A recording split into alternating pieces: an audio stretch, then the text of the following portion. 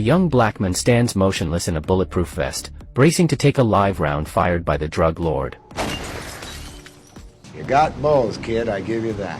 Moments earlier, the young man had sought out the city's top drug lord, begging to join his empire, only to have the kingpin laugh in his face at his proposal. The reason is simple. The drug lord doesn't think the young man has the ability to become his partner. Therefore, he proposed that the young man should prove himself with practical actions, which led to the scene at the beginning. The young man who had completed the test successfully obtained the drugs. However, before he could even feel happy, the drug lord only gave him 1 day to sell this batch of goods. If he failed to do so, he would have to bear the consequences himself. So the young man quickly went to find his uncle, hoping to get some help from him. However, his uncle had no intention of taking this risk and flatly refused the young man on the spot. And all of this was overheard by his aunt, who was standing nearby. The young man, who had returned home, was thinking about how to complete the task. Suddenly, someone knocked on the window of the room. When he opened the window and looked out, it turned out to be his aunt. The aunt took the young man to a nightclub. After finding the nightclub owner and explaining her purpose, they were invited by the owner to his office. But the next second,